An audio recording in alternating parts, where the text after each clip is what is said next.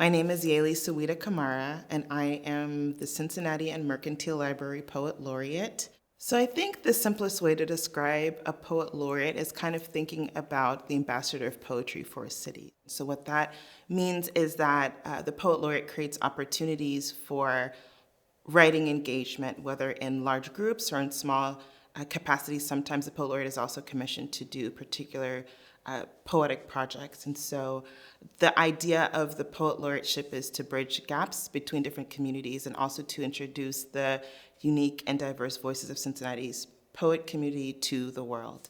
My background in poetry originally was through spoken words, so I was really interested and inspired by not just poets, but also people in the world. When thinking about how people communicate, how do you get to someone's heart through language?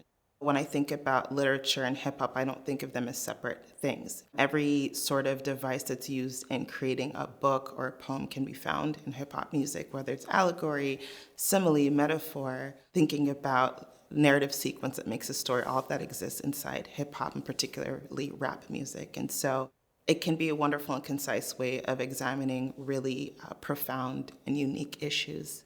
High-tech music was the first time I realized that there were things that were not on the radio that were incredible and exciting and had incredible lyrical depth that I hadn't been exposed to, and even thinking about songs that made me feel seen in the world.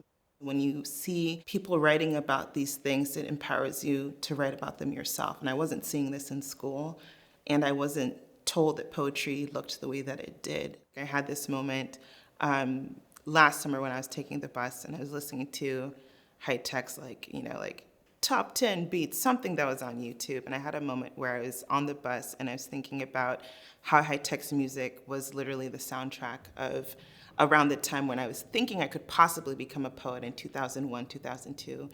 And being on this bus, riding through the city that I'm the poet laureate of, and thinking about high tech has been really integral in that and how the music has continued to bear out new meaning to me. I was excited to be approached by a symphony orchestra that I have a lot of respect for in terms of the incredible talent and the diversity of the programming offered through the orchestra. And so it was an honor to receive that call, especially thinking about CSO roots and its history and its legacy and what it endeavors towards in terms of representation, and thinking about the unique communities that exist in Cincinnati. And the cherry on top is that I'd be able to do some work with high tech.